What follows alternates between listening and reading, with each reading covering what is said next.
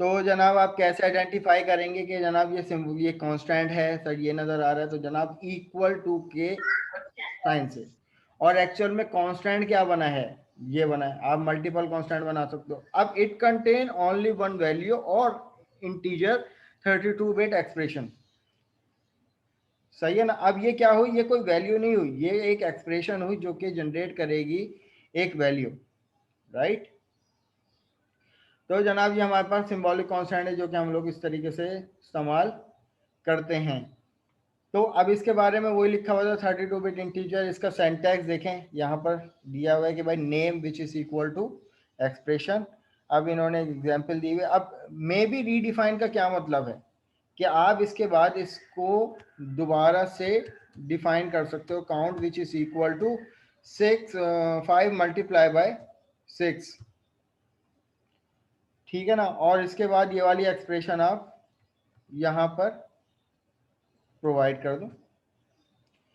ये जो है ये वाली एक्सप्रेशन आप यहाँ पर कॉपी कर दो, कॉल CRLF। अब ये दो वैल्यू आपको अलग अलग एक ही कांस्टेंट प्रोवाइड कर देगा। तो यहाँ पर इसको चेक कर लेते हैं।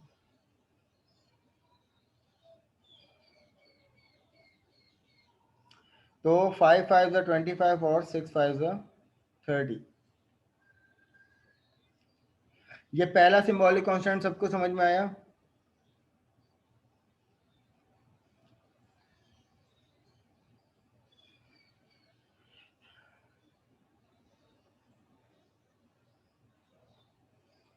अब इसी तरीके से जनाब हमारे पास दूसरा सिंबॉलिक कांस्टेंट है। अब इसमें हम आएंगे वापस अपने एरे पे। Calculating the size of an array and string. अब हमारे पास दूसरा सिंबॉलिक कांस्टेंट है जो कि एरे का साइज कैलकुलेट करके देता है $, सही है ना। $, ये क्या है, सिंबॉलिक कांस्टेंट है। जैसे इक्वल टू हमारे पास कांस्टेंट था, स्टूडेंट्स एक मिनट ज़रा पार्टिसिपेंट्स को एंटर कर लूँ। यूसरा परवीन हमारी क्लास की हैं।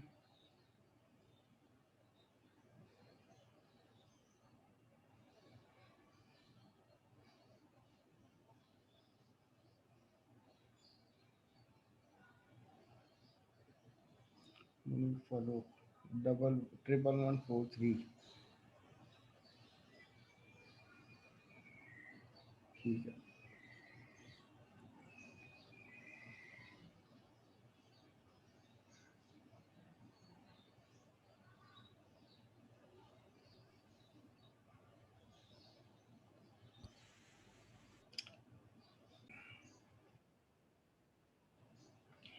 तो भाई ये calculating the size of an array. अब ये इस्तेमाल डायरेक्ट हम इसको इस्तेमाल करते हैं किस तरीके से, फिर उसके बाद समझेंगे कि ये काम क्या कर रहा है। सबसे पहले इसकी एग्जांपल देख लो भाई। हमने एक एरे बनाया लिस्ट के नाम से, ठीक है ना, जिसकी टाइप हमने अभी दे दी बाइट 1, 2, 3, 4, 5। Calculating the size. अब ये एरे सबको समझ में आ गया कि भाई सिकंदर नवीद क्या आईडी है 12909।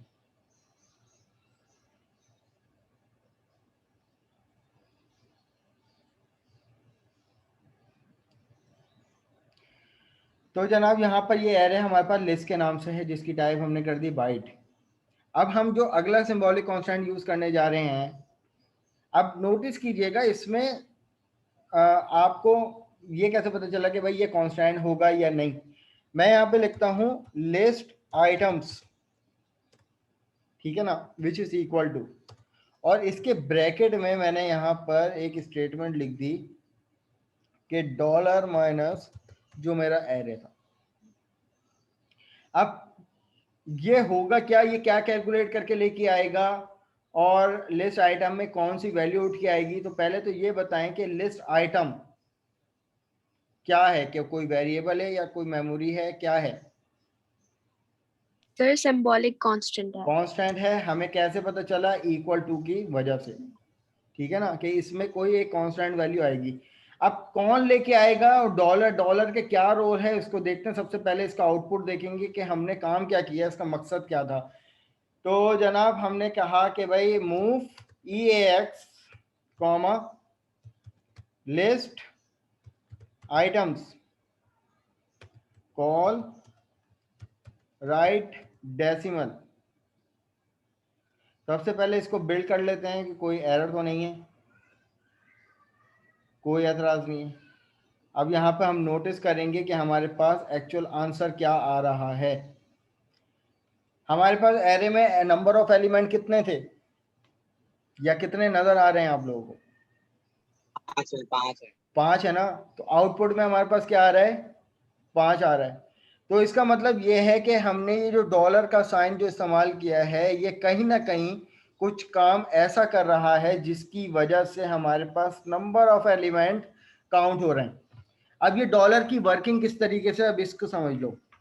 हमने जो एरे बनाया वो जनाब बाइट टाइप बनाया, जिसका मतलब ये है कि इसका हर एलिमेंट जो है वो 1 बाइट का है। ऐसा ही है ना। यानी अगर हम इस एलिमेंट के बाद अगर दूसरे एलिमेंट की बात करें तो 1 एलिमेंट जो है वो पहला एलिमेंट है। उसके बाद जब दूसरा एलिमेंट आएगा तो जनाब कितनी बाइट का डिफरेंस आएगा?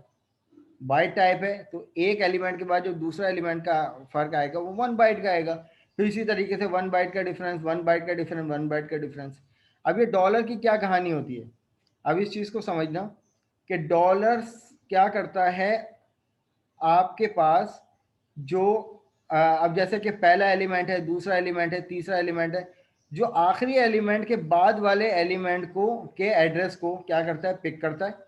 और उसमें से लेस क्या है, यानी जो पहला एलिमेंट का एड्रेस है उसको माइनस करता है। यानी एड्रेस से मुराद ये है कि अब ये जब पहली वैल्यू है 1, इसके बाद जो दूसरी वैल्यू है तो 1 और 2 के दरमियान कितने बाइट का फर्क है? 1 का।